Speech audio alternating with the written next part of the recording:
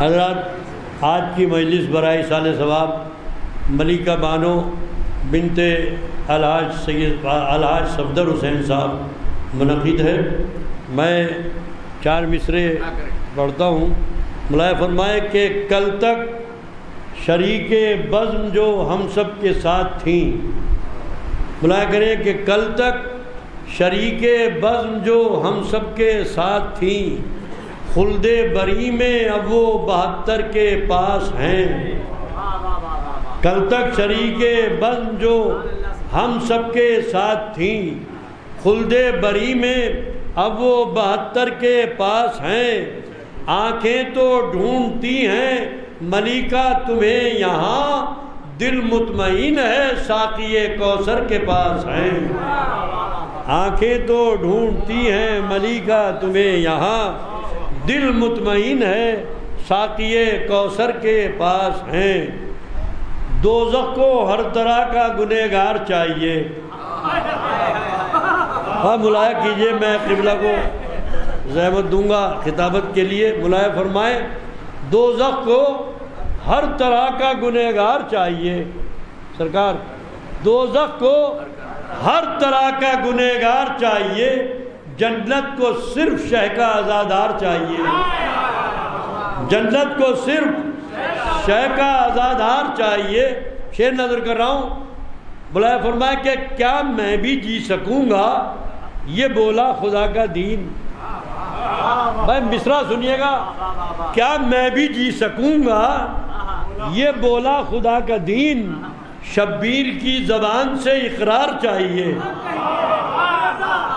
کیا میں بھی جی سکوں گا، یہ بولا خدا کا دین، شبیر کی زبان سے اقرار چاہیے۔ نفس علی کو کون خریدے گا جز خدا، نفس علی کو کون خریدے گا جز خدا، جیسا ہے مال ویسا خریدار چاہیے، جیسا ہے مال ویسا خریدار چاہیے۔ وہ کھلتی ہیں بند ہوتی ہیں اصغر کی مٹھیاں۔ اب ملاحظہ کیجئے گا شعر، کھلتی ہیں بند ہوتی ہیں اصغر کی مٹھیاں، 6 ماہ کے علی کو بھی تلوار چاہیے۔ میں بصد ادب درخواست گزار ہوں عالی جناب قبلہ و کعبہ فخر قوم مولانا سید جاوید عباس صاحب عابدی نوگانوی دہلوی مقیم حال دہلی، میں گزارش گزار ہوں کہ ایک بار سورہ حمد اور 3 مرتبہ سورۃ التوحید پڑھ کے محترمہ ملیکہ بانو مرحومہ کی روح پرفتوح کو ایصال ثواب فرما دیجیے۔ ملیکہ بانو بنت الحاج صفدر حسین۔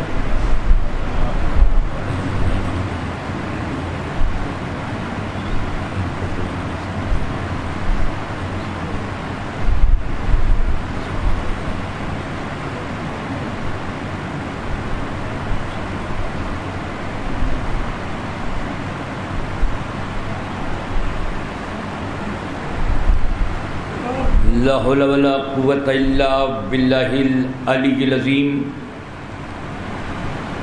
بسم اللہ الرحمن الرحیم۔ الحمد للہ الذی ہدانا لہذا وما كنا لنہتدی لولا ان ہدانا اللہ، لقد جاءت رسل ربنا بالحق، صلاۃ والسلام والتحیۃ والاکرام علی سید اسلم فی الوجود، سر اللہ فی کل موجود، نقطۃ دائرۃ الوجود، صاحب لواء الحمد والمقام المحمود، الخاتم لما سبق والفاتح لمن غلق، المعلن الحق بالحق ابی القاسم محمد،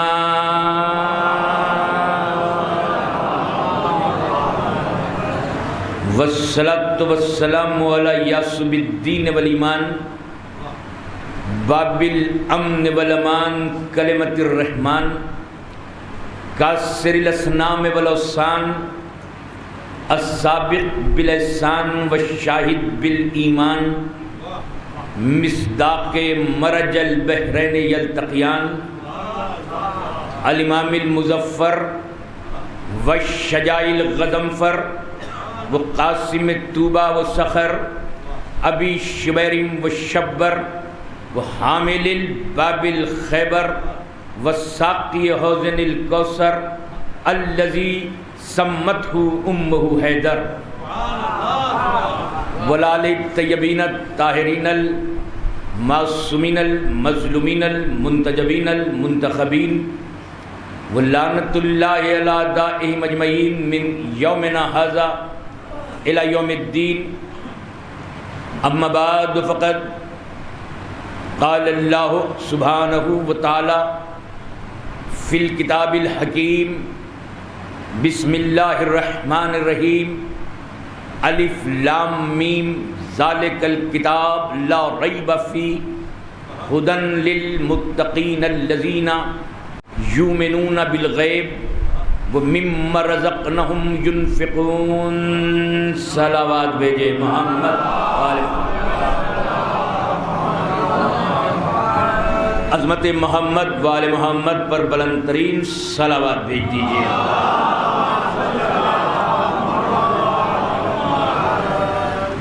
اس مقدس و معروف امام بارگاہ میں سالہ گزشتہ کی طرح اس برس بھی خطاب کرنے کا شرف حاصل ہو رہا ہے. آپ حضرات کی پرجوش باہوش سماعتوں کا میں شناسہ ہوں، اس لیے کبھی بھی مجھے دقیق سے دقیق موضوع، دشوار سے دشوار ٹاپک اور ایشو کو برسر منبر بیان کرنے میں کبھی دشواری نہیں ہوتی. اس لیے آج کے جس موضوع کا میں نے انتخاب کیا ہے وہ ہے قرآن اور علم غیب. موضوع ایک ایسا ہے کہ جس میں اکثر ملت مسلمہ کے علماء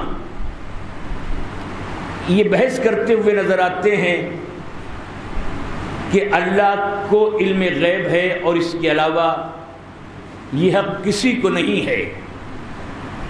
ہم یہ کہتے ہیں کہ علم غیب اللہ جسے چاہے اسے غیب کا علم عطا کر سکتا ہے.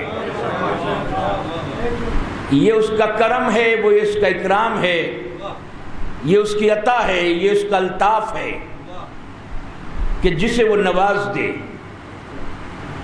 لیکن پھر بھی ملت مسلمہ یہ بحث کرتی ہے، اور آج کل تو یوٹیوب پر، ٹیلی ویژن کے چینلز پر اکثر ہم نے یہ دیکھا ہے کہ لوگ کفر کا فتویٰ بھی اسی لیے لگا دیتے ہیں کہ ہم اللہ کے علاوہ کسی اور کو عالم الغیب سمجھتے ہیں، جبکہ قرآن مجید کی ابتدا یہاں سے ہوئی ہے. سورہ بقرہ کی پہلی آیت میں الف لام میم ذالک الکتاب لا ریب فیہ، یہ وہ کتاب ہے کہ جس میں کوئی ریب نہیں ہے. لا ریب فیہ ھدی للمتقین الذین یؤمنون بالغیب، اور یہ ہدایت ہے ان متقیوں کے لیے جو غیب پر یقین رکھتے ہیں. میں توجہ چاہ رہا ہوں، جو غیب پر ایمان رکھتے ہیں، جو غیب پہ یقین رکھتے ہیں. اسلام غیب کے سوا کچھ بھی نہیں.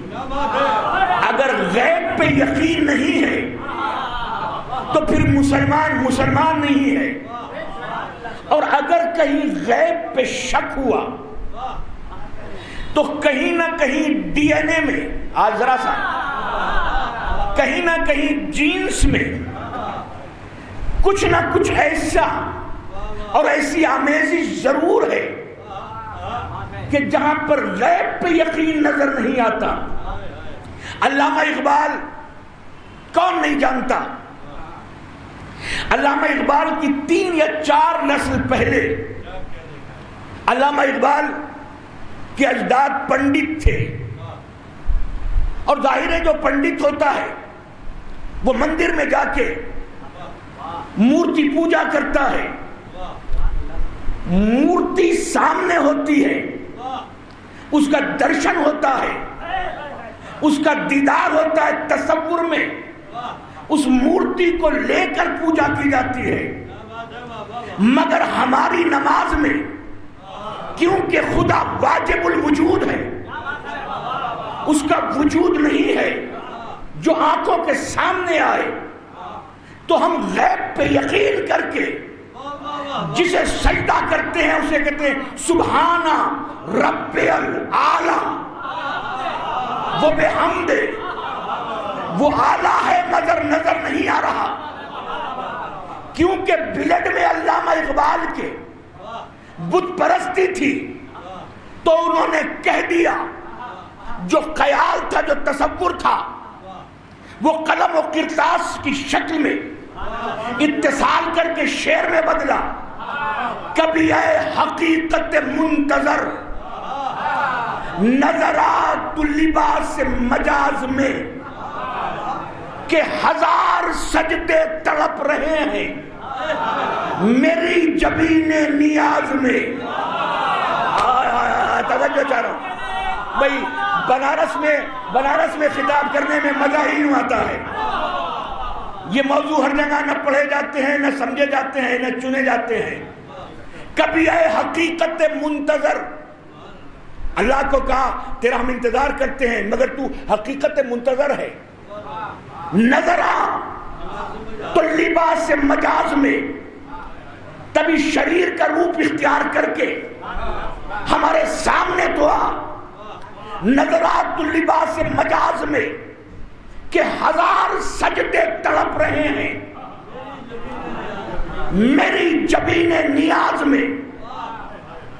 کیونکہ جب تو آئے گا تو پھر تو سمد نہیں رہے گا، تو صنم بن جائے گا. صنم میں اور سمد میں یہی فرق ہے کہ صنم شہود ہے اور سمد غیب ہے. صنم نظر آتا ہے، سمد نظر نہیں آتا. کبھی اے حقیقت منتظر نظرات اللباس مجاز میں کہ 1000 سجدے تڑپ رہے ہیں میری جبین نیاز میں. کبھی سر بسجدہ ہوا جو میں تو زمین سے آنے لگی صدا تیرا دل تو ہے صنم آشنا، تجھے کیا ملے گا نماز میں.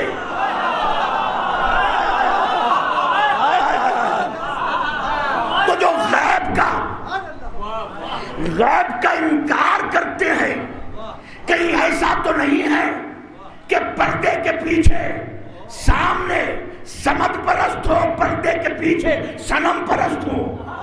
میں توجہ چاہ رہا ہوں. جبکہ غیب پہ یقین نہ رکھا تو نہ توحید بچے گی، نہ رسالت بچے گی، نہ ولایت بچے گی. کیونکہ نبی تو سامنے ہے مگر نبوت غیب میں ہے. نہیں اتنی خاموشی سے تھوڑی پڑھ کے گزر جانا ہے. نبی تو سامنے ہے مگر نبوت غیب میں ہے. ولی سامنے ہے، ولایت غیب میں ہے. امام سامنے ہے، امامت غیب میں ہے. جنت غیب میں، کوثر غیب میں، نہر لبن غیب میں، شجر طوبہ غیب میں، شجر طوبہ غیب میں، باغ ارم غیب میں، حوض کوثر غیب میں. یہ ساری چیزیں غیب میں. اگر ان پہ یقین نہ رکھو تو تمہارا نہ اسلام بچتا ہے نہ ایمان بچتا ہے.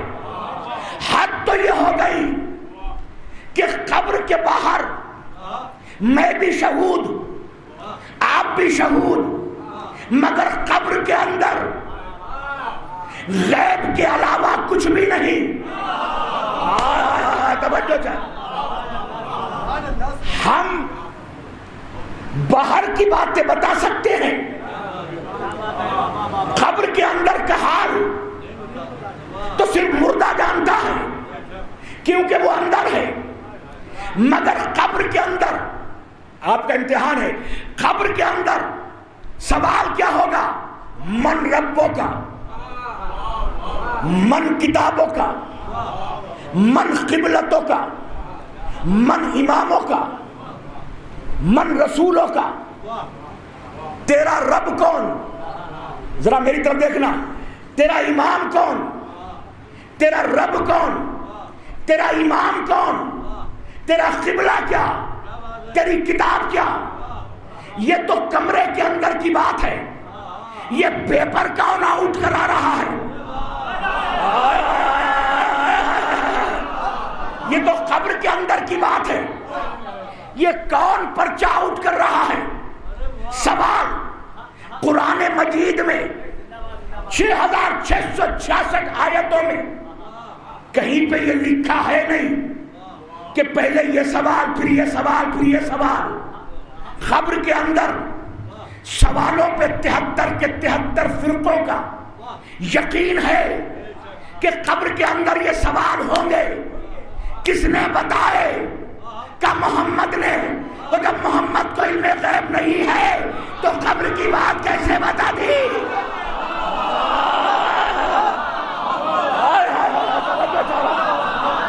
توجہ چاہ رہا ہوں. مل کے صلوات بھیج دے محمد والا.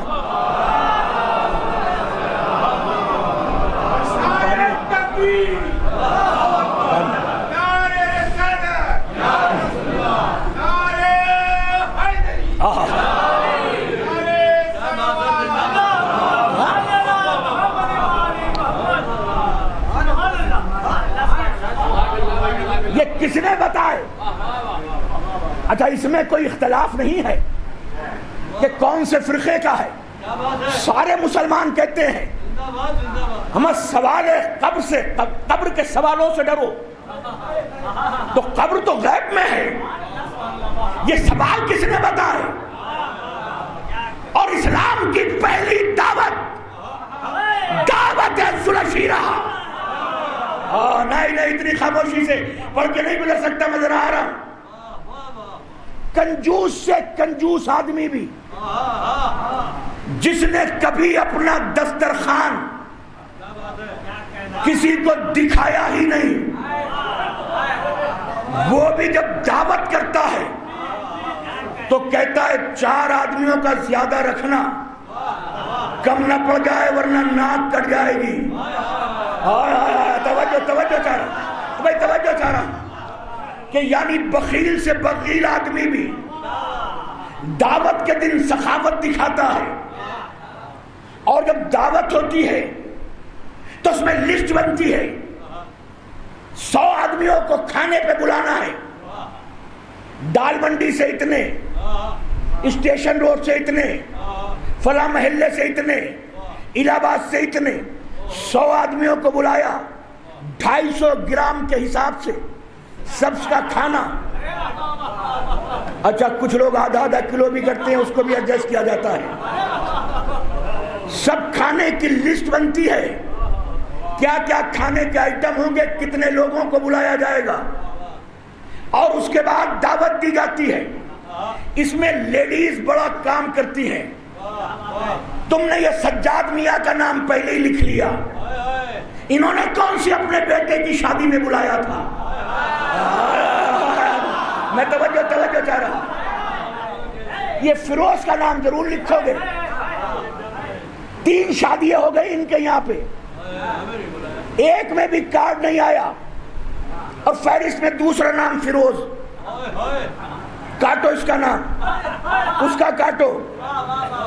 میرے بھتیجے کی بیوی کے دیور کا جیٹ کا نام کیوں چھوڑ دیا، اسے لکھو.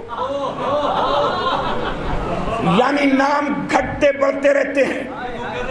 اور کبھی کبھی یہ بھی ہوتا ہے، عجیب بات، کہ جب دعوت ختم ہو گئی چلے گئے لنچ کے بعد رات کو بیٹھے چھوٹے بھائی کو ڈانٹ رہے ہیں، بھائی تم نے اسے کیوں بلا لیا، اور اسے تو بلانا ہی نہیں تھا۔ اس کا مطلب ہے دعوت سے پہلے لسٹ کی کٹوتری اور بعد میں شکایت، اور لسٹ کے حساب سے ہی کاٹ جاتا ہے یا فون یا میسج۔ یعنی اس کا مطلب ہے جب دعوت ہوگی ہماری تمہاری دنیا میں کہیں بھی، پہلے لسٹ بنے گی، پھر نام لکھے جائیں گے، اور جو نام کچھ بعد میں دعوت کے بعد شکوے شکایت ہوگی، اسے بلا لیا، اسے نہیں بلایا۔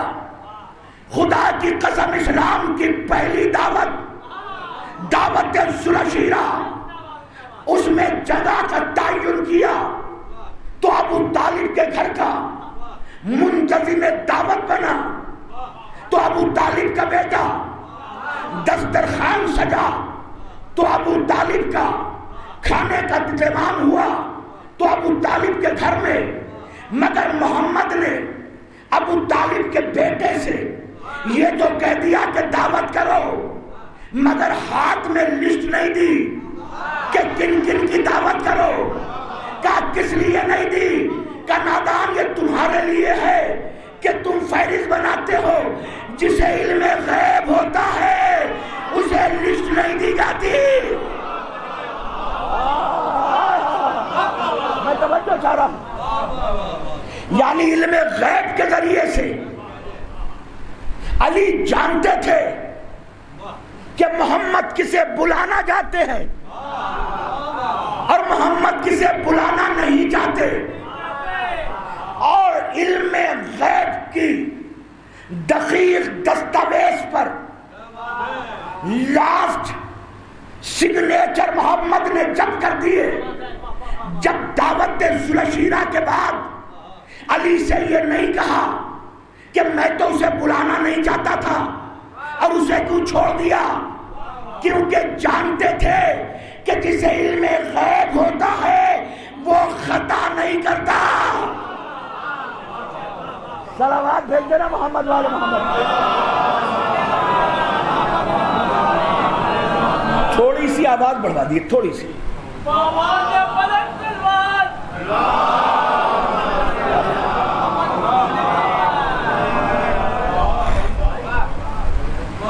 غیب کا علم ہر ایک کو نہیں ہوتا، علم غیب اسے ہی ہوتا ہے جس کو وہ عطا کر دے۔ آپ قرآن مجید سے پوچھتے ہیں کہ اللہ کسے عطا کرتا ہے غیب کا علم، تو سورۃ آل عمران میں ارشاد ہوا وَمَا كَانَ اللَّهُ لِيُطْلِعَكُمْ عَلَى الْغَيْبِ إِلَّا مَن يَجْتَبِي مِن رَّسُولِهِ مَن يَشَاءُ وَمَا كَانَ اللَّهُ، اللہ کسی کو بھی غیب کا علم نہیں دیتا۔ آیت لوگ اتنی پڑھتے ہیں اور ٹی وی پہ بیٹھ کر بڑے مٹک مٹک کے بولتے ہیں کہ دیکھو قرآن میں لکھا ہوا ہے کہ اللہ کسی کو غیب کا علم نہیں دیتا، آگے کی آیت پڑھ کے نہیں سناتے، یہ 50% سناتے ہیں۔ یہی تو میرے پانچویں امام محمد باقر علیہ السلام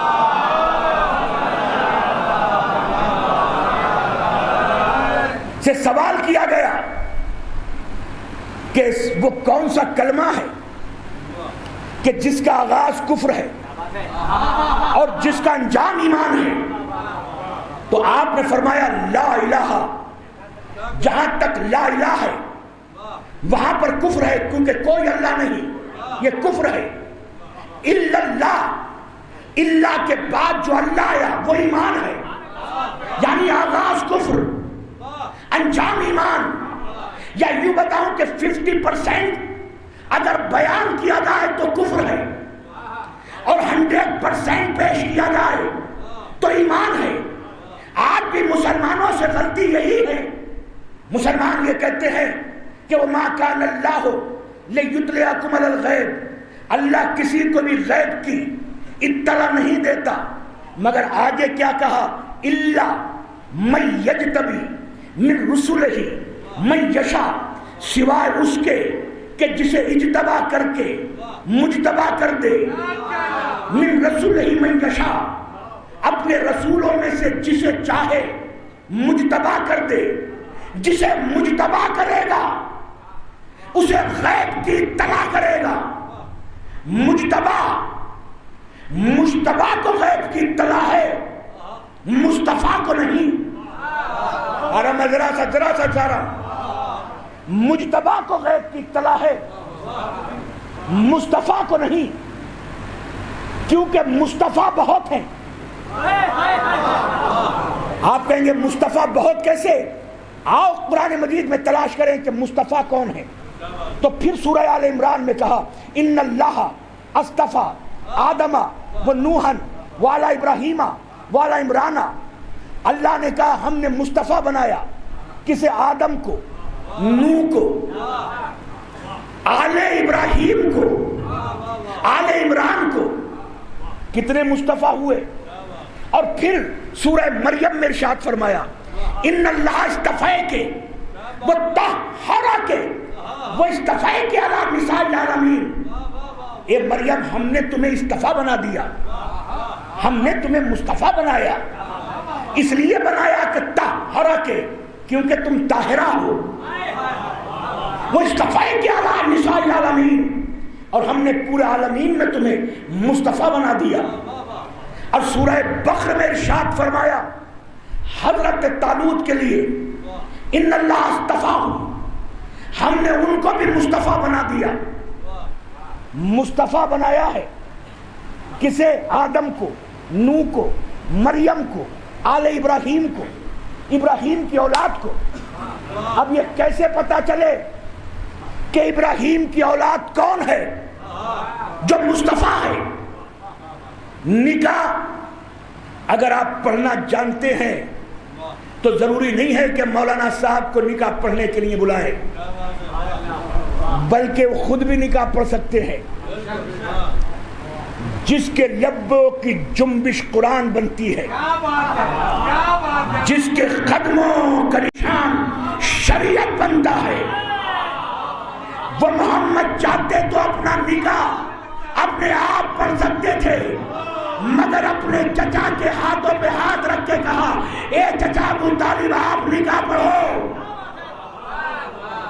اس وقت اگر عیسیٰ ہوتے تو کیا جرت کر سکتے تھے کہ میں محمد کا نکاح پڑھوں گا؟ موسیٰ، داؤد، ابراہیم، یوسف، میلائی، تارو، الفیشن، کوئی نبی یہ جرت نہیں کرتا کہ کھڑا ہو کے کہتا کہ میں سید الانبیاء کا نکاح پڑھوں گا. جو انبیاء نہ کر سکے وہ حضرت ابو طالب نے کر دیا. اور حضرت ابو طالب نے نکاح کا آغاز کیا کیا؟ الحمدللہ الذی جعلنا من ذریۃ ابراہیم. ساری تعریفیں اس اللہ کے لیے ہے کہ جس نے ہمیں ابراہیم کی اولاد میں بنایا. ادھر کیا کہا؟ جو ابراہیم کی اولاد ہے وہ مصطفیٰ ہے. یہ نکاح کا پہلا جملہ نہیں ہے بلکہ نسل ابراہیم کے مصطفیٰ ہونے کا اعلان ہو رہا ہے.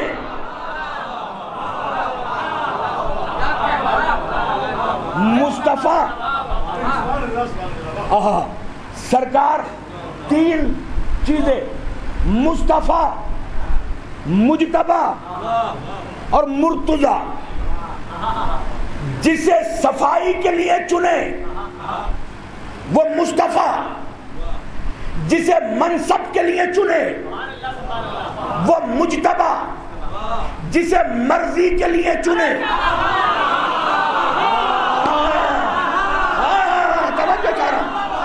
میں توجہ چاہ رہا ہوں.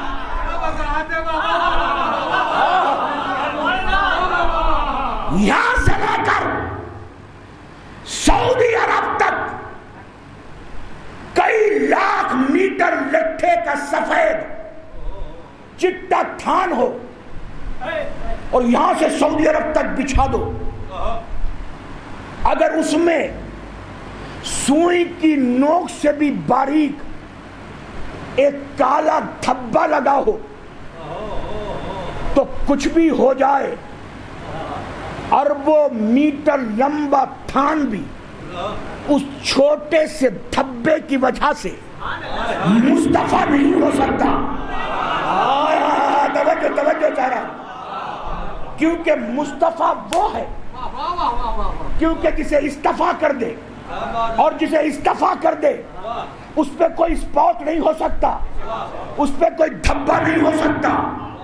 ذرا سے بھی کروڑوں میٹر تھان میں چھوٹے سے چھوٹے دھبے کا بھی شائبہ ہوا تو وہ مصطفیٰ نہیں ہو سکتا. ایک جملہ کہنا چاہتا ہوں، مصطفیٰ وہ ہوگا جہاں کوئی داغ نہ ہو. ایک بے غیرت لوگوں یہ بھی کہتے ہو محمد ہمارے جیسے، اور یہ بھی کہتے ہو محمد مصطفیٰ ہیں.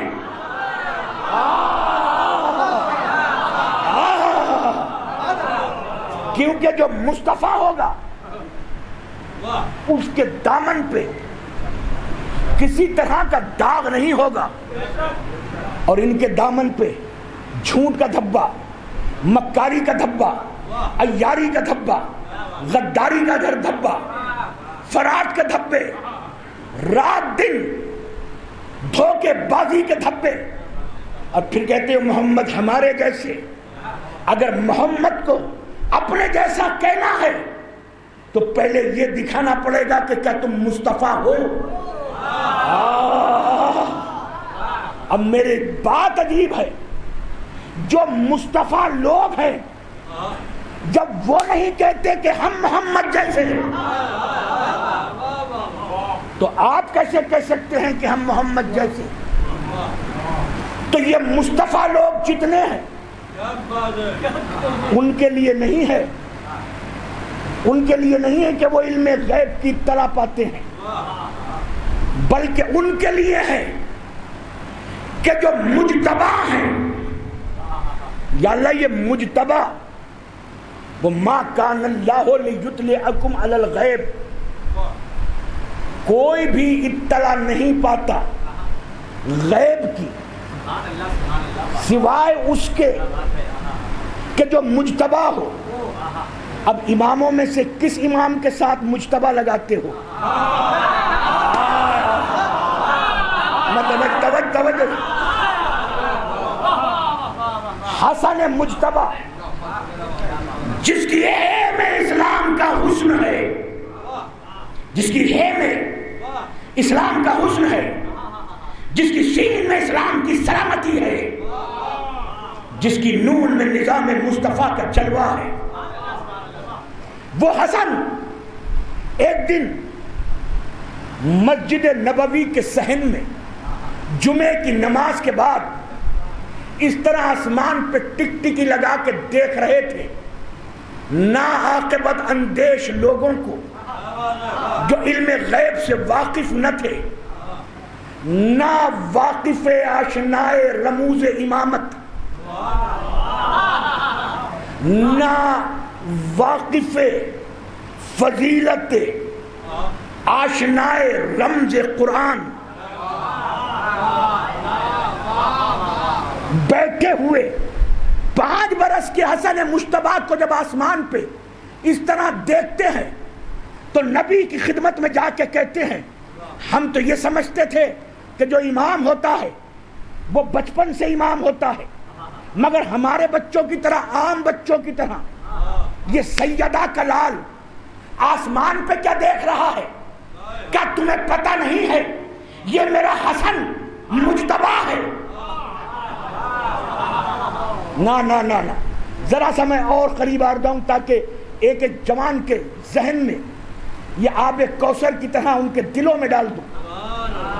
اور کیا خوبصورت بات، اطلاع اردو کی اطلاع اور ہے اور قرآن کی اطلاع اور ہے. یہ آپ کو اطلاع دے دی گئی کہ 10:30 بجے منبر پہ ہم بیٹھیں گے تو یہ آپ کی اطلاع ہے. کل فلاں عالم دین مجلس پڑھیں گے، یہ اطلاع ہے، انفارمیشن. مگر قرآن کی اطلاع بتاؤں، سورۃ صافات میں 2 دوستوں کا ذکر ہوا، جو دنیا میں ایک ساتھ رہتے تھے مگر ایک عمل کی وجہ سے جنت میں اور ایک عمل کی وجہ سے دوزخ میں، یعنی دنیا میں ساتھ تھے مگر ایک جنت میں گیا ایک دوزخ میں گیا. پتہ چلا دنیا میں ساتھ رہنے سے توجہ چاہ رہا ہوں کوئی جنت کا حقدار نہیں ہو جاتا.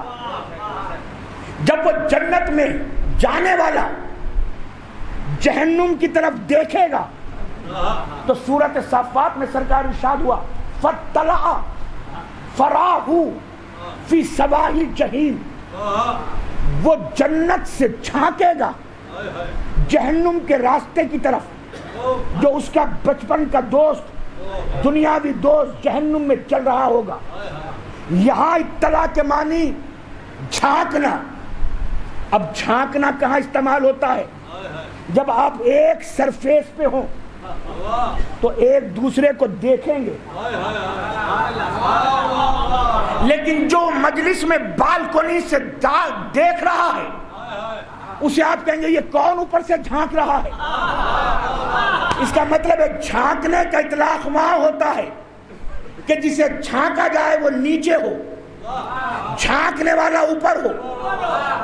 جب ادھر دیکھا امام حسن نے آسمان کی طرف تو صحابیوں نے پوچھا یہ کیا دیکھ رہے ہیں؟ تو رسول نے کہا یہ میرا حسن مجتبی ہے، یہ دیکھ نہیں رہا بلکہ لوہے محفوظ میں جھانک رہا ہے. کانا ما یکونو، کیا ہو رہا ہے، کیا ہونے والا ہے.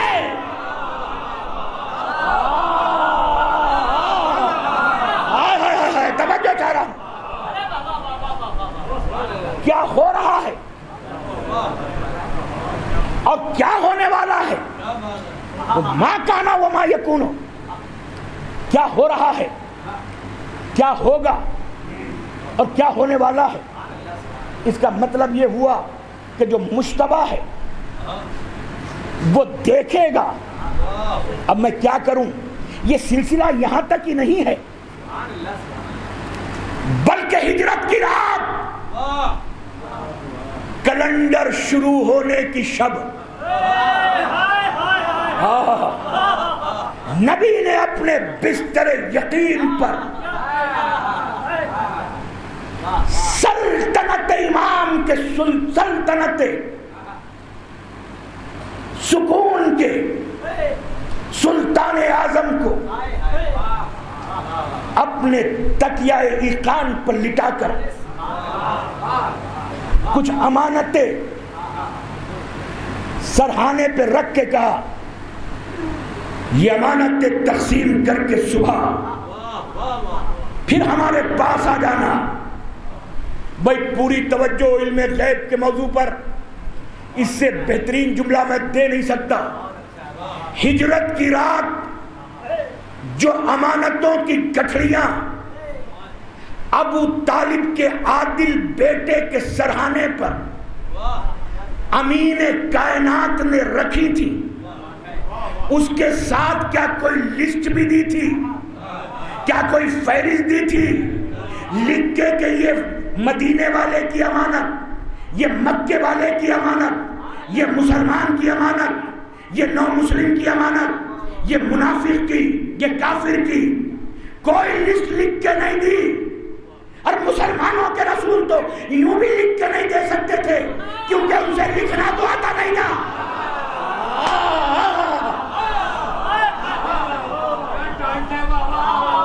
کوئی لکھ کے دی نہیں تھی. کہا صبح آؤ یہ امانت دے کے آنا. نبی رات میں چلے گئے،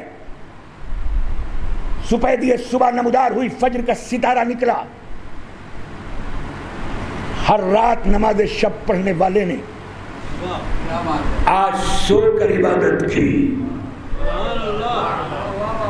نماز صبح ادا کر کر ابو طالب کا لال اپنے کاندھوں پہ امانتوں کی ڈھیر لے کر مولود کعبہ کعبے کی دیوار پہ پہنچا. اہل بیت بیت پہ پہنچا، جس کے لیے کبھی جدار کعبہ شک ہوئی تھی، آج وہی کعبے کی دیوار کو گواہ بنا کر اعلان کر رہا ہے، مدینے والوں، اے مصر کے باشندوں، اے مکہ کے نواسیوں، اے مکہ کے نواسیوں، آؤ اور آ کر یہ امانت لے جاؤ۔ شیر خدا کی آواز سن کر عرب کے عربی لوگ آ کر سامنے کھڑے ہو گئے، جس کی آنکھیں ہر دھڑکتے ہوئے دل کی دھڑکن کے سکون اور بے قراری کا مشاہدہ کر رہی تھی، ایک ایک امانت اٹھاتے تھے اور اس کا نام لے کر دے دیتے تھے، یہ لو، یہ لو، یہ تمہاری امانت، بنا لسٹ کے، بنا فہرست کے علی امانتیں تقسیم کر رہے ہیں۔ بڑی توجہ چاہ رہا ہوں، علی امانتیں تقسیم کر رہے ہیں۔ جب میں بھی آتا ہوں نا 2-4 دن کے لیے گھر سے کہیں سفر پہ، کہتا ہوں یہ بجلی کا بل، یہ ڈرائیور کے پیسے، یہ کام کرنے والی کے پیسے، یعنی لسٹ دیتے ہیں تب تقسیم ہوتی ہے، مگر محمد نے علی کو کوئی لسٹ نہیں دی۔ اگر کوئی لسٹ ہو، کوئی فہرست ہو تو ایمان بدل دوں، کہا کیوں نہیں دی؟ یا رسول اللہ بتا دو، کہا تجھے پتا نہیں ہے کہ امانتیں کس کے ہاتھ میں دے رہا ہوں؟ اچھا، ہر زمانے میں مفت خور تو ہوتے ہیں نا، جب تقسیم ہو گئی امانتیں تو کچھ لوگ ہاتھ اٹھا کر، ہماری بھی، یا علی، یا حیدر کرار، اے سخی ابن سخی، علی کی نگاہوں نے ان کو دیکھ کر ایک جملہ کا، خاموش ہو جاؤ، مجھ کو پتا ہے کہ کس کی کون سی امانت ہے۔ اگر خاموش نہیں ہوئے تو پھر میں ان امانتوں سے کہوں گا، جس کی جو ہے اس کے پاس چلی جا۔ یعنی جانتے تھے یہ جملہ نہیں ہے، بلکہ علی کے علم غیب کی دستاویز پر آخری سٹیمپ لگ رہی ہے۔ جدار کعبہ کو گواہ بنا کر علی بتانا چاہتے تھے کہ صرف میں مولود کعبہ کا نام نہیں ہوں، بلکہ علم غیب کے حامل کو علی کہتے ہیں۔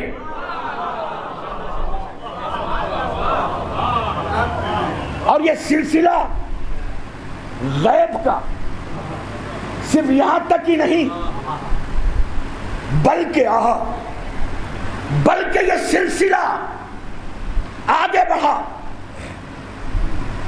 قبر، غیب، سوال قبر، غیب، حشر کا میدان، میدان حشر میں آپ سنتے ہوں گے نہر کوثر اور حوض کوثر، دو چیزیں، یہ دو کہاں ہیں؟ میں نے ذرا سی ریسرچ کی، حشر کے میدان میں جو حوض ہوگی وہ جنت کے باہر ہوگی، اس حوض کے مالک کا نام محمد ہے، ساقی کا نام علی ہے۔ میں توجہ چاہ رہا۔ اب صحیح بخاری اور صحیح مسلم، ان دونوں میں روایتیں ہیں، نہ ہو تو ایمان بدل دوں۔ کچھ لوگ اس میں لکھا ہے 10، 11 یا 12 لوگ اس کوثر کے سامنے سے جہاں پر بھر بھر کے جام محمد دیتے ہوں گے اور ان جاموں کو علی ان کے مستحقین کو پلاتے ہوں گے، کوثر کے جام کو نہر کوثر، یہ حوض کوثر، نہر کوثر جنت کے اندر ہے، پلاتے ہوں گے۔ اب صحیح بخاری اور صحیح مسلم میں کیا لکھا کہ نبی دیکھ کر انہیں کہیں گے اصحابی اصحابی، یہ تو میرے صحابی ہیں، یہ تو میرے صحابی ہیں۔ میں اپنی کتاب میں سے پڑھوں تو مجرم، بخاری میں لکھا آواز ہاتف آئے گی، ان کو مت پلا دینا، کیونکہ آپ کے دنیا میں جانے کے بعد انہوں نے آپ کا دین بدل دیا۔ اب میں منبر کی عظمت پر پاکیزگی کی وجہ سے ان گندے لوگوں کا نام نہیں بتا سکتا جنہوں نے دین محمد کو بدلا ہو، مگر بخاری میں لکھا کہ انہیں مت بتانا، مت پلانا، انہیں نہ بلانا، ان کی۔ اب دیکھیں، اب میں آیت پڑھوں گا، صاحبان علم ہے، مزہ آئے گا۔ ان کی مدد مت کرنا، اس جملے پہ ذہن رکھنا، یہ سارے کے سارے مسلمانوں میں اس میں کوئی اختلاف نہیں ہے۔ اب وہ الگ بات ہے کہ کس کس کے نام لیتے ہیں، وہ ایک الگ چیپٹر ہے، مگر اس میں کیا کہا، ان کی مدد مت کرنا حشر کے میدان میں۔ اب یوما تبیض وجوہ وتسود وجوہ فاما الذین تسودت وجوہہم اکفرتم بعد ایمانکم فذوقوا العذاب بما کنتم تکفرون۔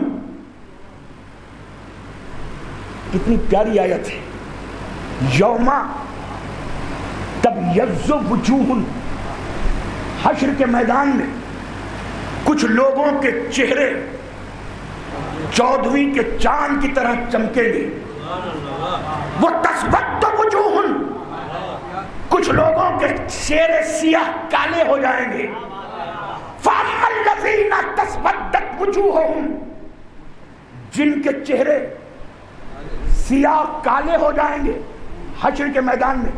دیکھیں، ایسا ہے کہ جیسے فیوچر کی بات بتاتے بتاتے قرآن پریزنٹ کی بات کرنے لگا۔ کہ دیکھو کیا آیت ہے، کیا مزہ ہے، فیوچر کی بات۔ کچھ کے چہرے 14ویں کے چاند کی طرح چمکیں گے، کچھ کے چہرے کالے پڑ جائیں گے، جن کے چہرے کالے پڑ جائیں گے۔ 3 آیتیں، یہ ہے فیوچر، اور اب پھر پریزنٹ کی بات ہونے لگی۔ اکفرتم بعد ایمانکم، بالکل سامنے، تم تو ایمان لانے کے بعد کافر ہو گئے تھے۔ بھئی اگر اس ریسرچ کو میں بتا دیا تو میں سمجھتا ہوں کہ میرے آنے کی محنت فضول ہو گئی۔ تم تو اکفرتم بعد ایمانکم، پہلے کا چہرے سیاہ ہو جائیں گے، کسی کے 14ویں کے چاند کی طرح چمکیں گے، جن کے چہرے سیاہ ہوں گے۔ اب ڈائریکٹ بات ہو رہی ہے، اکفرتم بعد ایمانکم، تم تو کافر ہو گئے تھے اپنے ایمان لانے کے بعد۔ فذوقوا العذاب بما کنتم تکفرون، اب عذاب کا مزہ چکھو جو جو تم نے انکار کیا تھا۔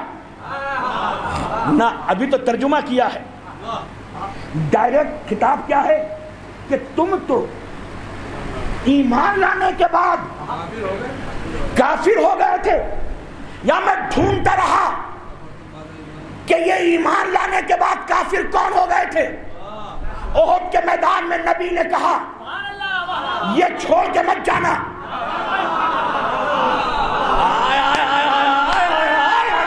جزاک اللہ، یہ چھوڑ کے مت جانا۔ مگر پتہ نہیں کچھ لوگوں کے ذہن میں کیا تھا، نبی انہیں بلاتے تھے، نبی نے بلایا تو آئے نہیں، بھگایا تو گئے نہیں، جگایا تو سوئے، سلایا تو جاگے، بلایا تو بھاگے۔ جہاں بٹھانا چاہتے تھے وہاں تو بیٹھنا نہیں چاہتے تھے، جہاں بٹھانا نہیں چاہتے تھے وہاں بیٹھنا چاہتے تھے۔ وہ چھوڑ کر جہاں نبی نے بٹھایا تھا یہ اتنی دور گئے کہ نبی کی آواز بھی ان کے کانوں پہ نہیں آئی. جب پلٹ کر آئے اور نبی نے پوچھا یا علی وہ تو چلے گئے تم کیوں نہیں گئے؟ یا اللہ میں سب نہیں بتا سکتا, اگر بیدار ہے تو سنو. یہ میں نہیں کہہ رہا, معصوم کا جملہ ہے, حامل علم غیب کا جملہ ہے, جو موت کے میدان میں قیامت کا منظر دیکھ رہا تھا غیب کے ذریعے سے, تو کہتے آیا کافر شمم بعد از ایمان, کیا میں ایمان کے بعد کافر ہو جاتا؟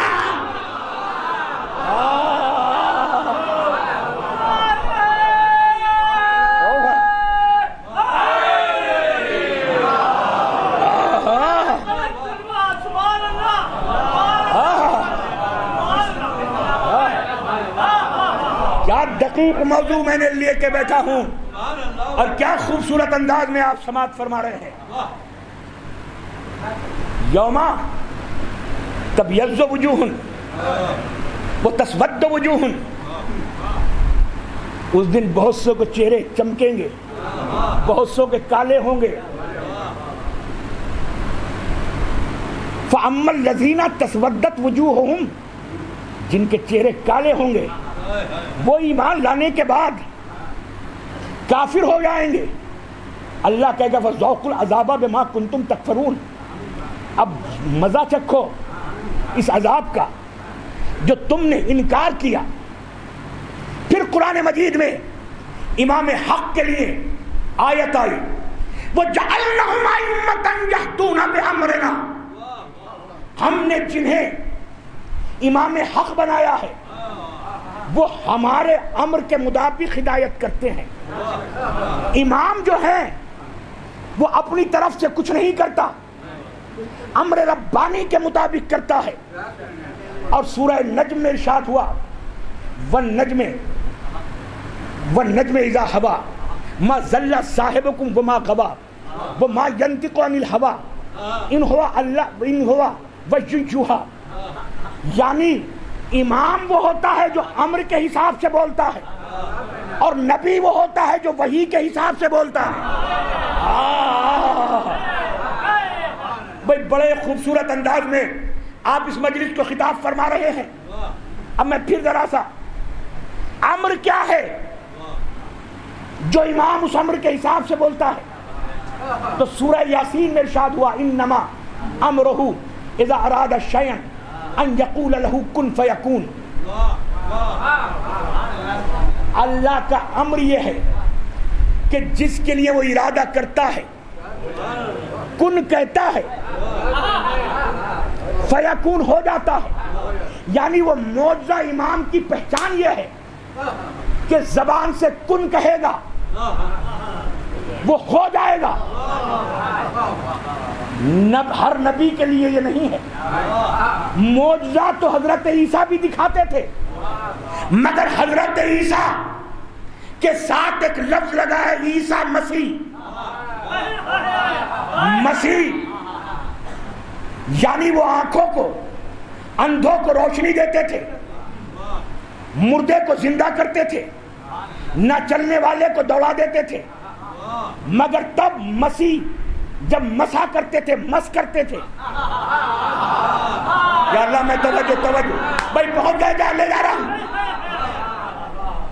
یعنی جب تک نابینا کی روشنی عیسیٰ کے ذریعے واپس نہیں آتی تھی, جب تک وہ صاحب اعجاز اپنے ہاتھ آنکھوں پہ نہ پھیر دے, آنکھوں پہ پھیرے تو بینائی واپس آئے, دل پہ رکھے تو دھڑکن واپس آئے, ذہن پہ رکھے تو فکر واپس آئے, زبان پہ رکھے تو بولنے لگے, قدم چھولے تو چلنے لگے.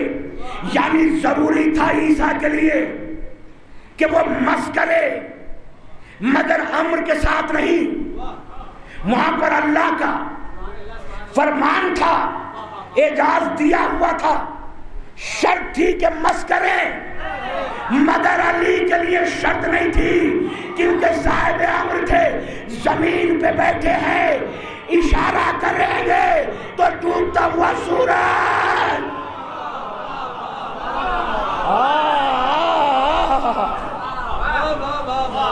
کیونکہ جزاک اللہ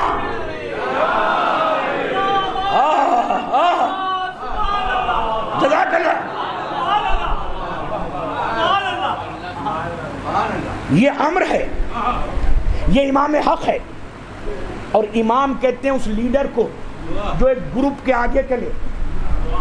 وہ جعلناہم ائمۃ یدعون الی النار. کچھ ایسے بھی امام ہیں جو لے جائیں گے جہنم کی جانب. اب میں آپ کا امتحان لے رہا ہوں. آج بڑی ڈیپتھ والی مجلس ہے، گہرائی والی. اگر میرے ساتھ چل رہے ہو تو آج آپ کا امتحان ہے. وہ جعلناہم ائمۃ یدعون الی النار.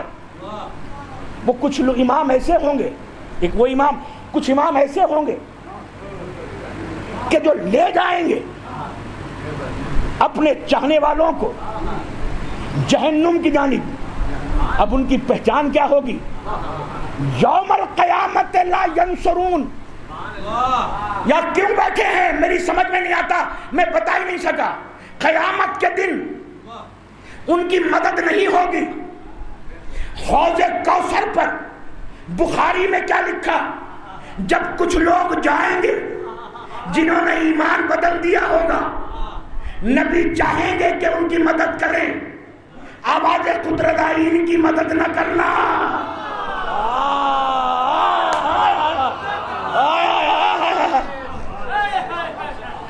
یوم القیامت لا ینصرون وتباہم فی ہذہ الدنیا لانا.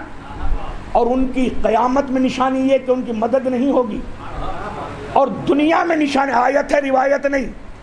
ان جھوٹے اماموں کی جو جہنم میں لے جائیں گے، جھوٹے اماموں کی دوسری وتباہم لعنت فی ہذہ الدنیا. دوسری تعریف یہ ہوگی ان کی کہ اسی دنیا میں ہم ان کے پیچھے لعنت لگا دیں گے. وَتَبَعُهُمْ فِي هَذِهِ الدُّنْيَا لَعْنَةً. اور ہم اس دنیا میں ہی ان کے پیچھے لعنت لگا دیں گے. اور پھر یوم القیامت ہم من المقبوحین. اور قیامت کے دن ان کے چہرے قبیح ڈراؤنے بن جائیں گے. اب دیکھیں کہ علم غیب کے ذریعے سے میرا ٹاپک میں ایک لمحے کے لیے بھی الگ نہیں ہو رہا. میں نے کتنی آیتیں پڑھی ہیں. قیامت کے دن ان کے چہرے بگڑ جائیں گے. ان کے چہرے 14ویں کے چاند کی طرح چمکیں گے. کچھ لوگ چمکتے ہوئے چہرے، کچھ لوگوں کے بگڑے ہوئے چہرے کالے. کچھ لوگوں کی مدد نہیں ہوگی، کچھ کے سروں کے اوپر لواء الحمد ہوگا. تو میرے 5ویں امام محمد باقر کے سامنے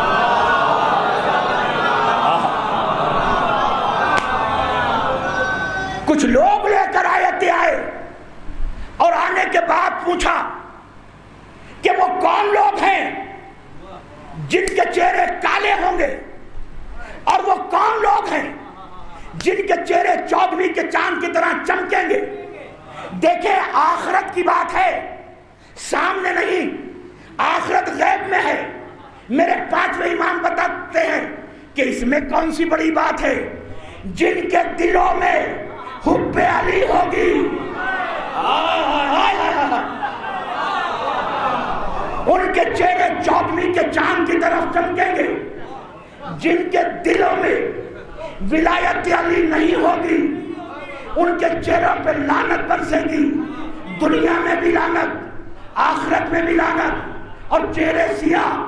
اب پتہ چلا غدیر کے خطبے میں نبی نے یہ کس لیے کہا؟ یا لی انتا مصباح الدجا وہ نور الہدا وہ وارث الانبیاء من قبلی وہ صراط المستقیم لا یحبک الا طاہر الولادہ ولا یبغضک الا خبیث الولادہ. پھر ہاتھوں کو اٹھا کے کہا یا علی انت قائد غر المحجلین، اے علی تو ان لوگوں کا قائد ہوگا حشر کے میدان میں جن کے چہرے چودھویں کے چاند کی طرح چمکتے ہوئے ہوں گے.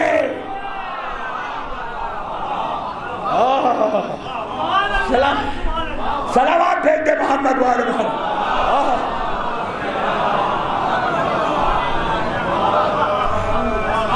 مل کے صلوات بھیج دیجئے محمد والے محمد.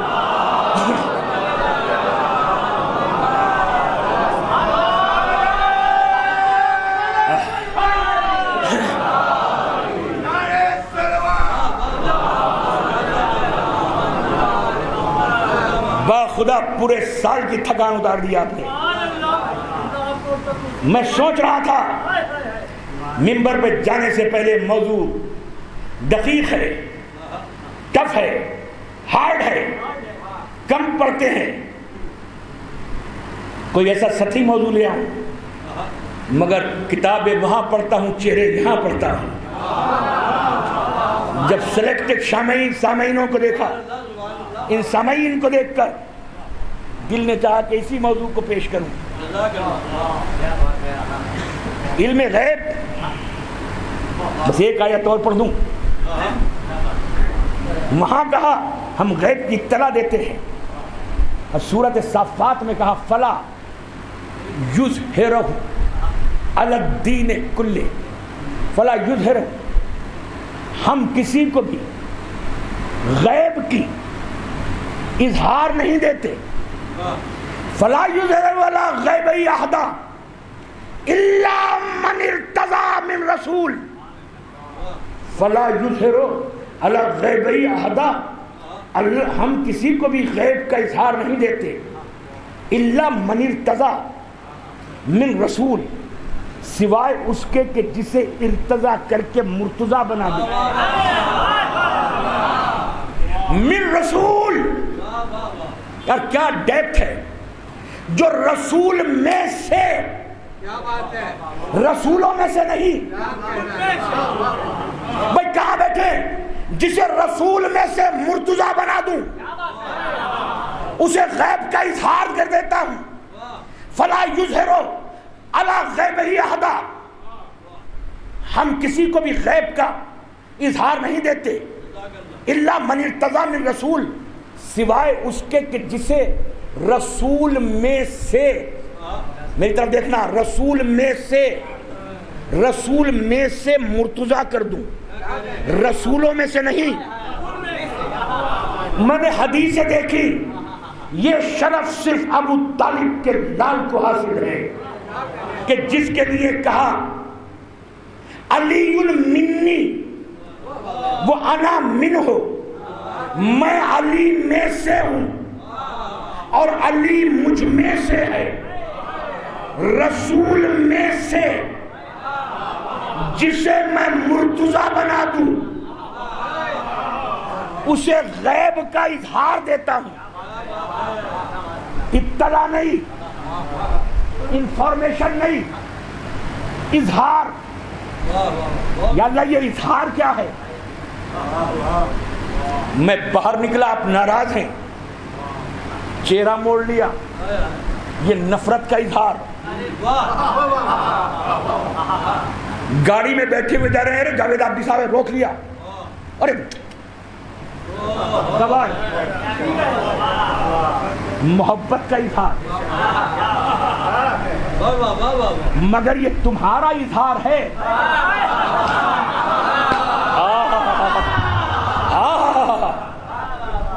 یہ تمہارا اظہار ہے، قرآن کا اظہار نہیں. یا اللہ قرآن کا اظہار کیا ہے؟ آپ قرآن مجید سے پوچھیں تو سرکار یہ آیت ہے سورہ توبہ کی، هو الذی ارسل رسولہ بالہدی والدین الحق لیظہرہ علی الدین کلہ ولو کرہ المشرکون. هو الذی ارسل، وہ جس نے بھیجا، رسولہ، اپنے رسول کو، بالہدا، ہدایت کے ساتھ، وہ دین الحق اور دین حق کے ساتھ، لیظہرہ، تاکہ غالب آ جائے۔ یا اللہ میں کچھ کو بتا سکا کچھ کو نہیں۔ اگر یہاں پہ آپ نے ساتھ نہیں دیا، نیکسٹ ٹائم آؤں گا تو بہت ہلکی مجلس پڑھوں گا۔ فلا یظہرہ علی الدین کلہ،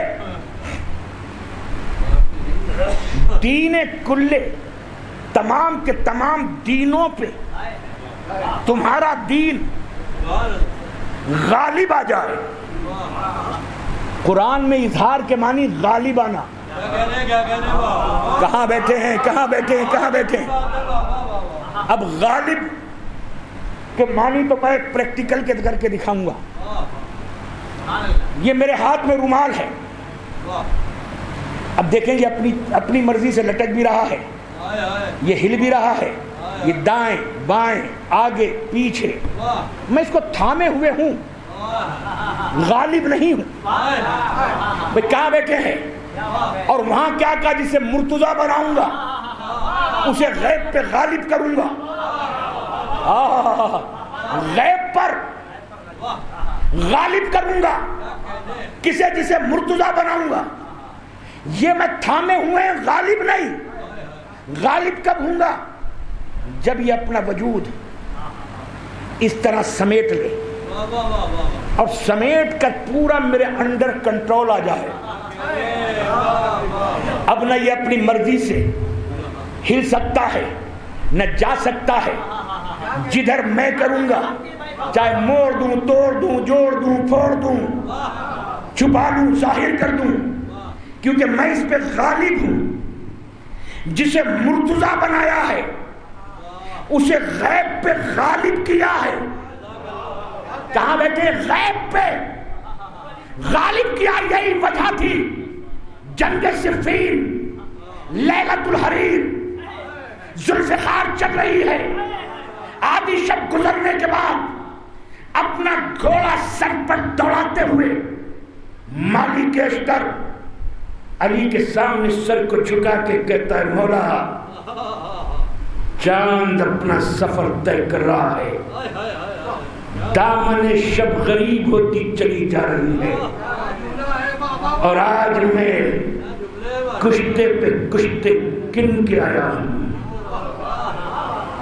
آپ کے بھی اور اپنے بھی۔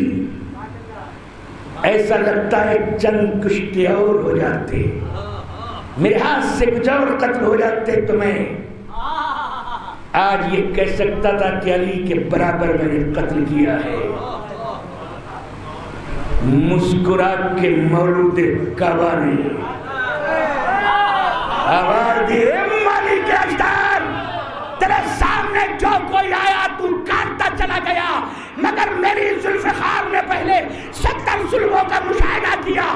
جسے جو منافق تھا اسے کاٹ دیا، جو مومن تھا اسے چھوڑ دیا۔ پتا چلا یہ ذوالفقار کاٹ باٹ چھاٹ نہیں رہی تھی، بلکہ بتا رہی تھی کہ صرف صاحب ذوالفقار ہی غیب کا علم نہیں رکھتا، ذوالفقار بھی علم غیب رکھتی ہے۔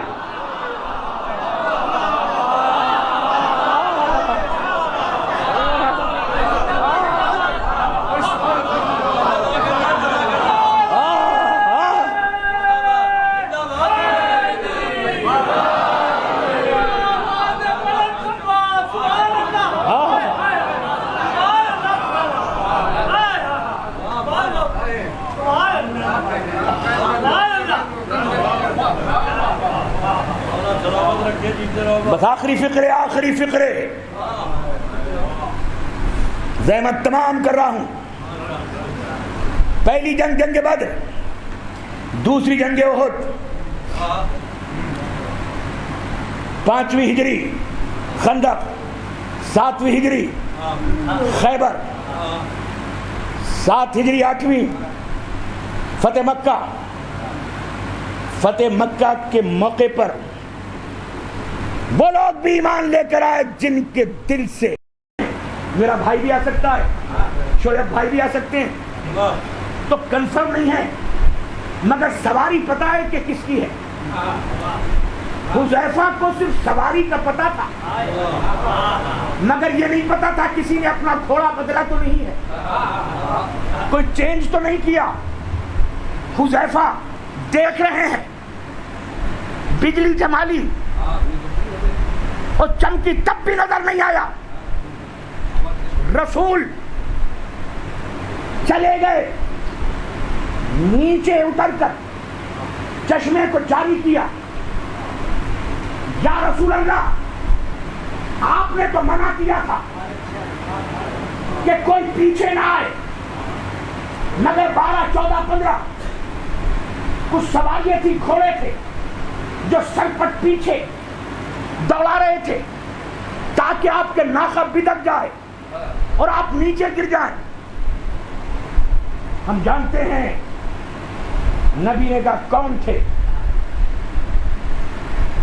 حضرت عمار تو تھوڑا سا آگے بڑھے، حذیفہ نے ہاتھ جوڑ کے کہا یا رسول اللہ تو بتا دیجیے، ہائے ہائے توجہ چاہ رہا، مجھے بتا دیجیے رسول اللہ۔ کہ نہیں بتائیں گے سرکار، غلام کی یہ تمنا تو پوری کر دیجئے، آپ کے در سے کوئی خالی نہیں آیا تو میں بھی تو سوالی ہوں۔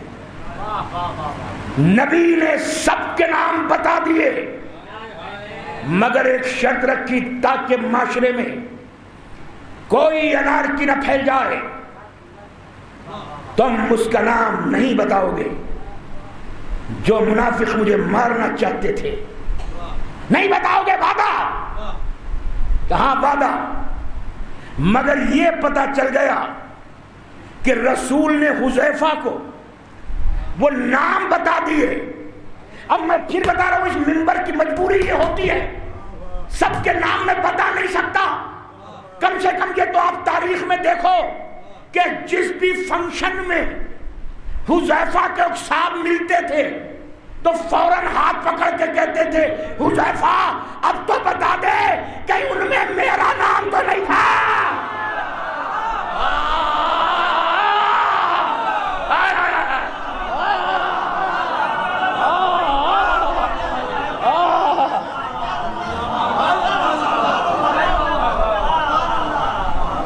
اب تو بتا دے کہ کہیں اس میں میرا نام تو نہیں تھا۔ یہ دیانت داری حذیفہ تھی کہ ساری زندگی حذیفہ نے نام نہیں بتایا، مگر جب کبھی یہ ذکر ہوتا تھا تو ایک بڑا ذہین صحابی سب کے سامنے ایک پہچان بتا دیتا تھا کہ آج سے 3 سال پہلے نبی نے کسی منافق کی نماز جنازہ پڑھائی تھی، تو پھر حکم ربانی ہوا آج کے بعد محمد کسی منافق کی نماز جنازہ مت پڑھانا۔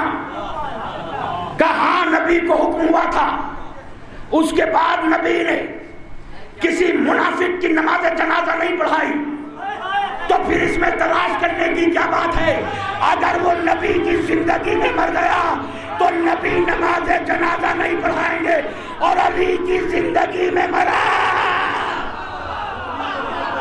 تو علی نماز جنازہ نہیں پڑھائیں گے۔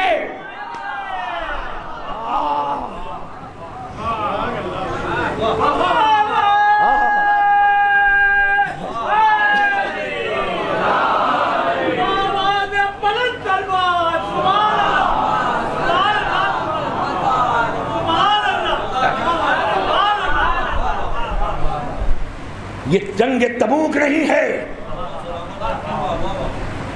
بلکہ معصوم کے علم غیب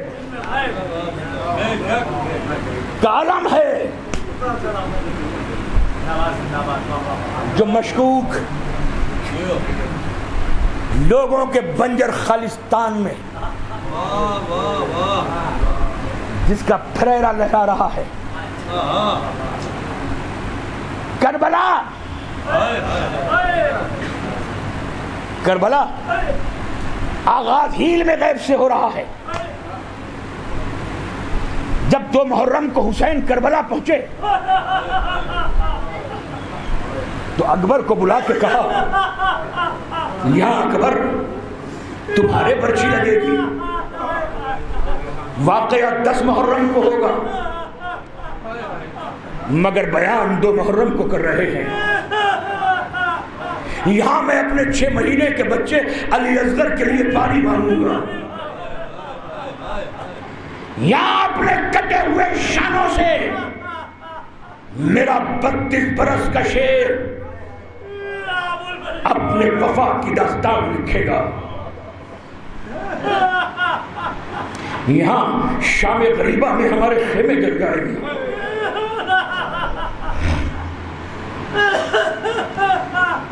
آج جی چاہتا ہے کہ اس کے مصائب پڑھوں جسے دنیا لوگ عباس کہتی ہے۔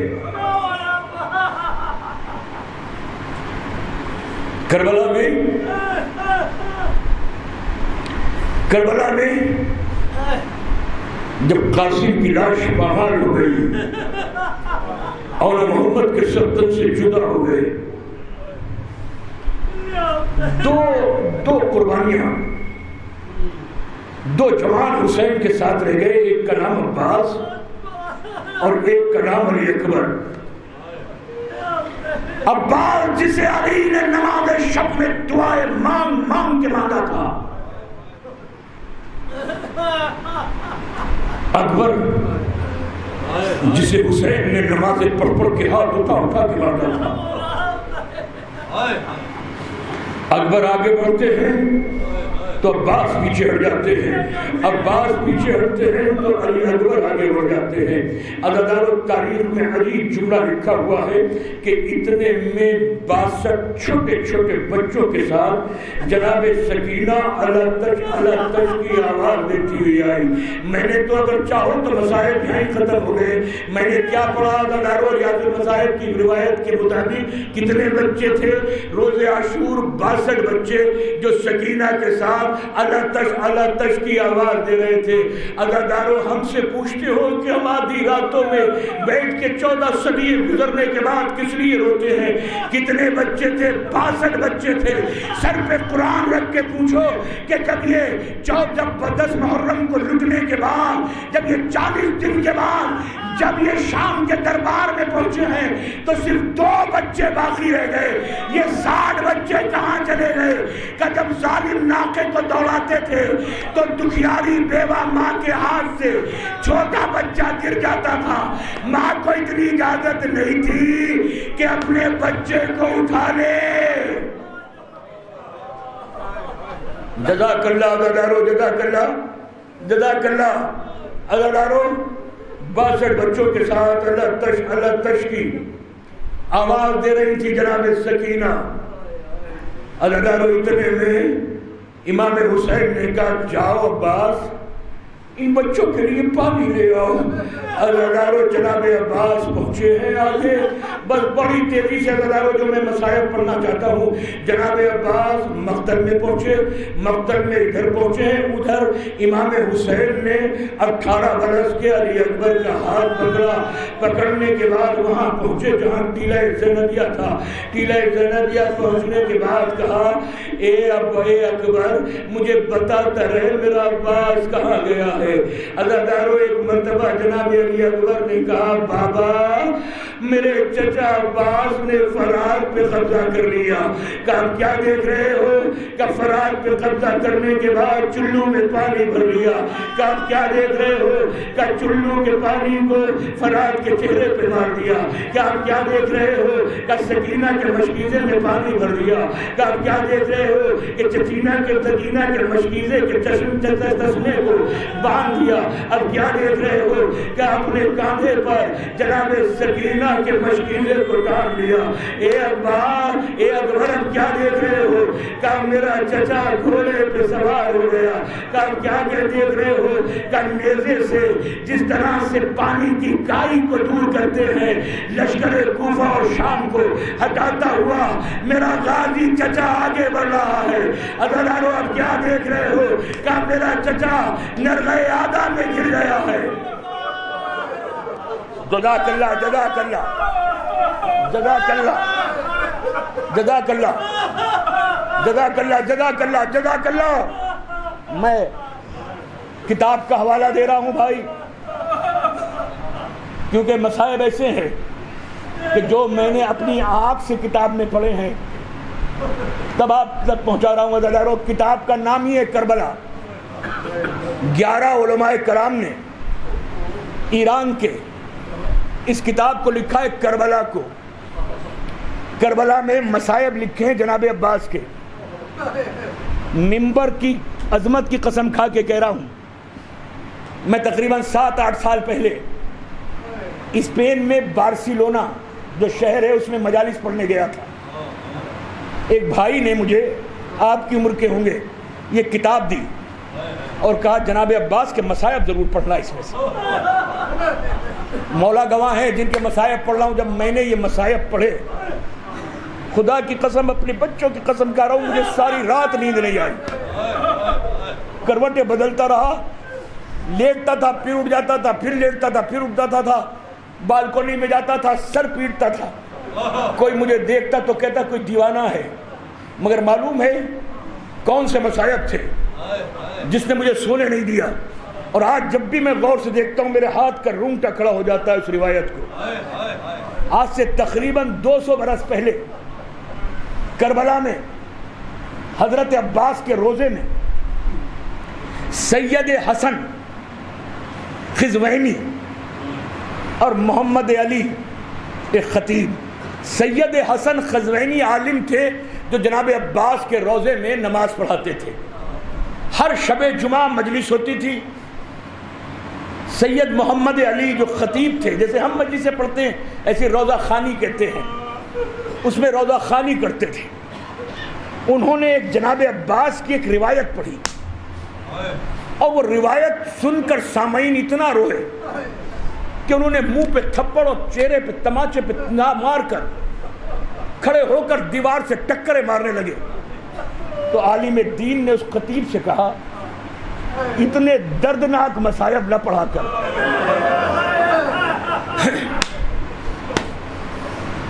کوئی مر جائے گا. یہ کہہ کر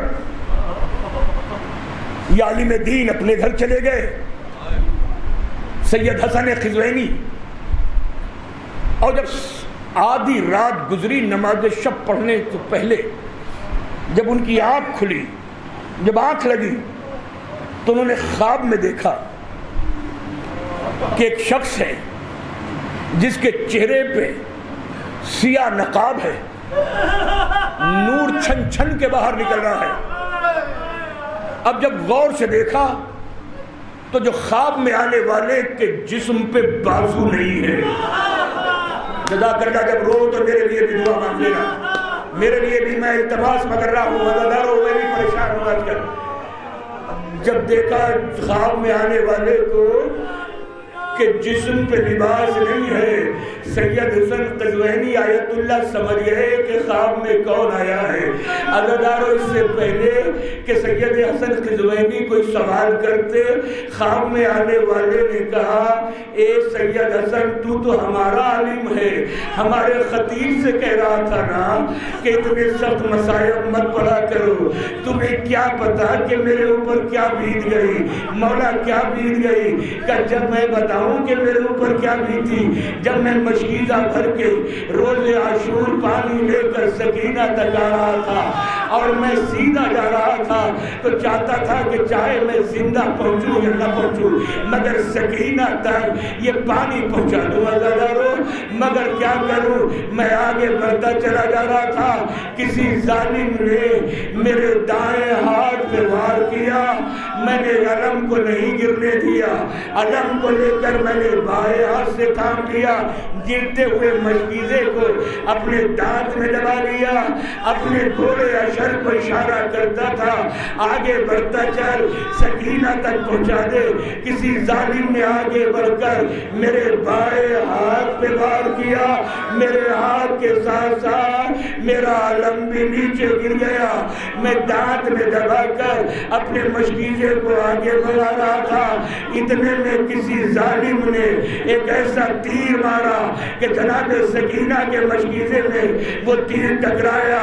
ارے فرات کا پانی میرے بازوؤں کے لہو کے ساتھ زمین پہ، ارے میری وفا کی داستان کربل کے تپتے صحرا پہ لکھتا چلا جا رہا تھا۔ میں آگے بڑھ رہا تھا، لیکن جب سارا پانی میری امیدوں کے ساتھ بہہ گیا، میں نے اپنے گھوڑے کو اشارہ کیا، اب تیری غیرت کا اور وفاداری کا تقاضا یہ ہے کہ اب مجھے سکینہ کے خیمے تک نہ لے جا۔ میں کس منہ کے ساتھ جاؤں گا؟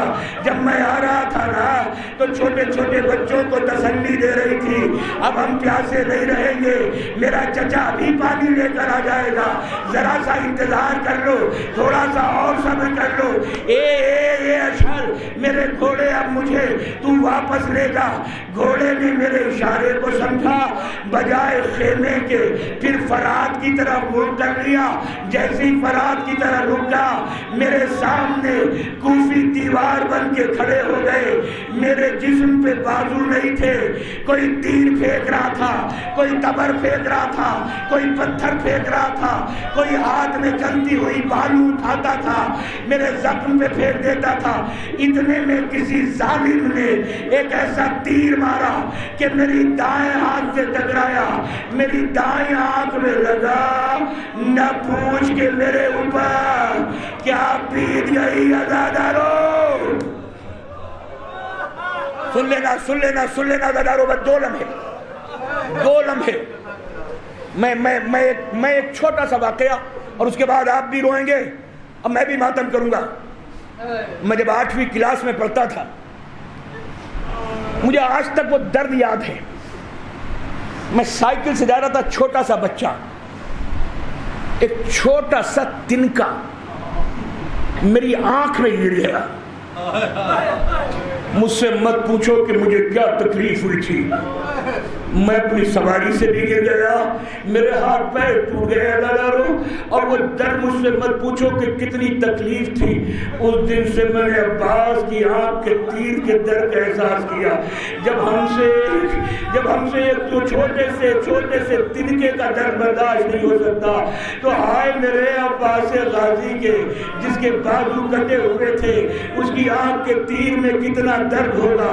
عزادارو، خواب میں کہتے ہیں سید حسن قزوینی، میں تو واپس ہو گیا، میں تو خیمے سے واپس ہو گیا۔ میں فرات کی طرف جا رہا تھا، میری آنکھ میں تیر تھا، میرے ہاتھ نہیں تھے کہ تاکہ میں وہ تیر نکال دیتا، مگر میری بے چینی تھی کہ میں کسی صورت سے تیر نکالوں۔ جب وہ تیر نہیں نکل رہا تھا تو میں نے اپنے گھوڑے اشل کو اشارہ کیا، اے اشل میری مدد کر دے۔ اشل میرے اشارے کو سمجھ گیا، اس نے اپنی گردن کو اونچا کیا، میں نے اپنی آنکھ کے تیر کو گردن سے لگایا اور اپنے ایک پیر کو اٹھا کر اس طرح دبا کر اس طرح تیر کو نکالنا چاہتا تھا۔ جیسے ہی میں جھکا، کسی ظالم نے ایسا گرز مارا کہ آواز آئی، اے مولا عباس کا سلام۔ میں زمین میں گرا تو سر کے بل گرا، آواز دیا خواہ میرا آخری سلام۔ روتے رہنا غداروں میں 2 لمحے۔ ہاں میرے بھائی، میرے لیے دعا کرنا۔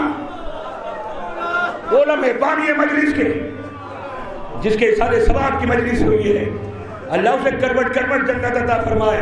مگر سن لو غداروں، 2 لمحے بھائی، مت پوچھو سید حسن کی مجھ پہ کیا بیت گئی۔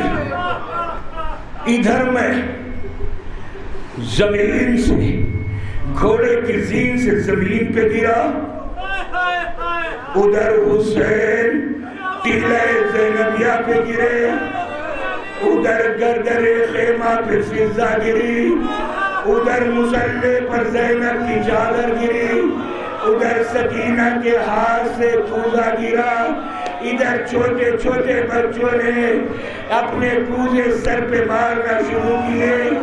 چند لمحوں میں مجھے قدرت نے وہ منظر دکھایا جو خدا کسی بھائی کو نہ دکھائے.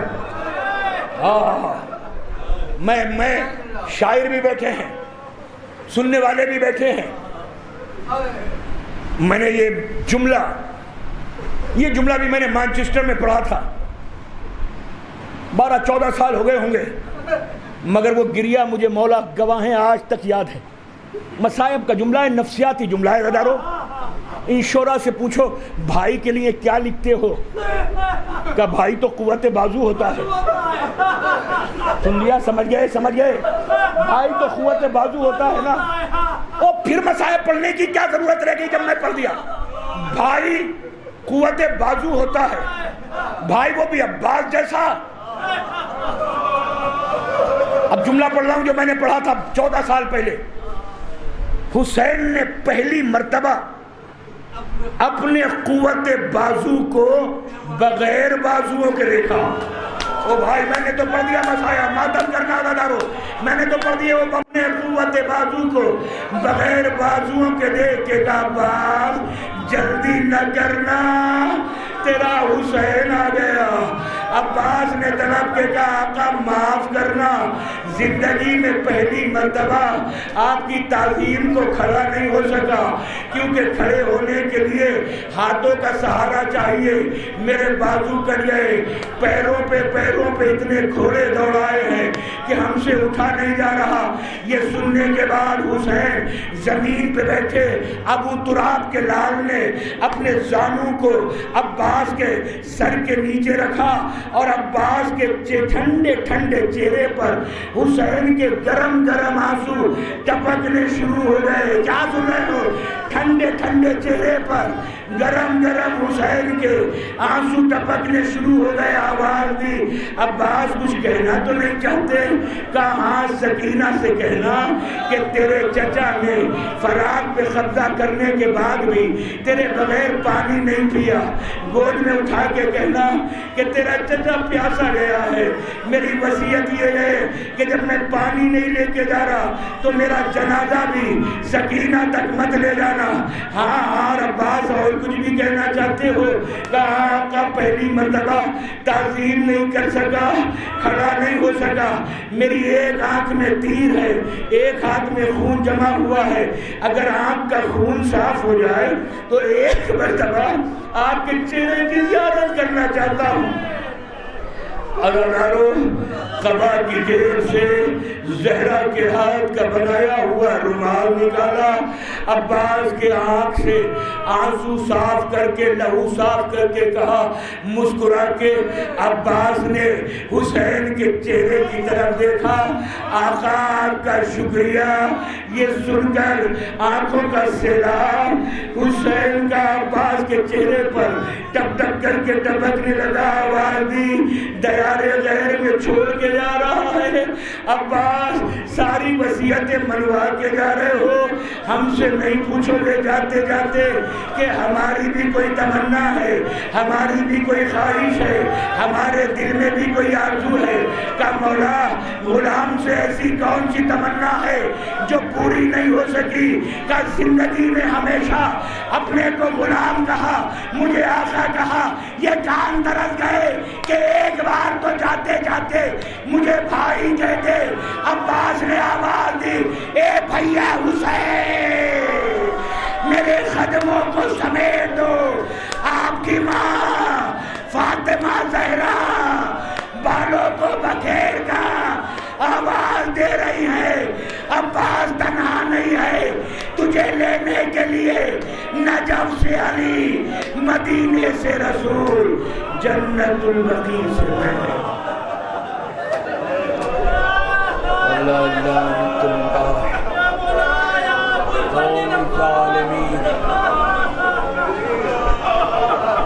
يعلم الذين ظلموا أي منقلب ينقلبون. پالنے والے جتنے مومن اور مومنات اس مقدس مجلس میں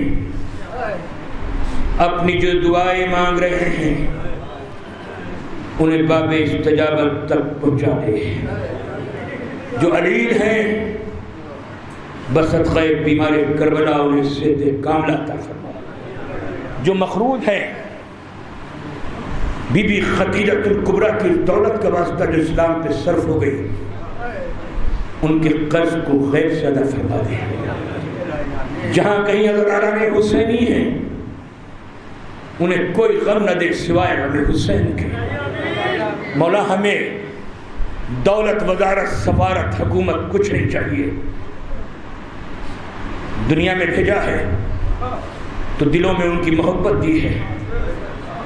دنیا میں سے اٹھانے سے پہلے ان پیاسی نگاہوں کو عباس کے روزے کی زیارت ضرور کرا دیں۔ پالنے والے جو دنیا سے رحلت فرما چکے ہیں، خصوصاً وہ مرحومہ جن کی مجلس ایصال ثواب منعقد کی گئی ہے، انہیں جوار جناب فضا میں جگہ عنایت فرما۔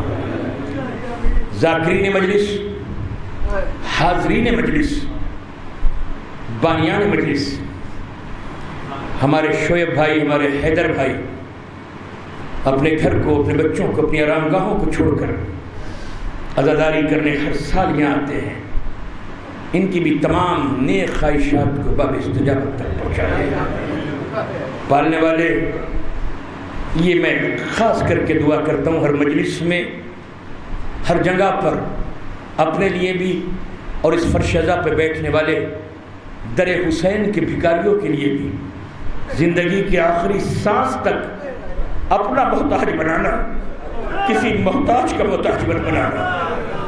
پالنے والے تو نے ہاتھ دیے ہیں تو یا تو تیرے سامنے پھیلے، یا تو نے جنہیں صاحب استطاعت معصوم بنایا ہے ان کی بارگاہ میں پھیلے۔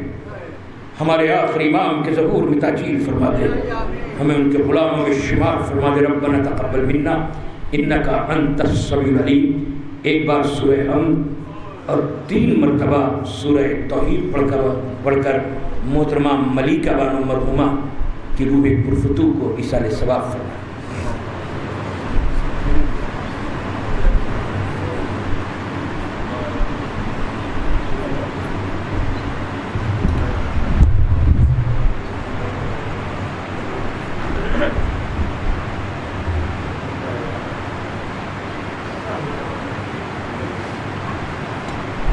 Gracias.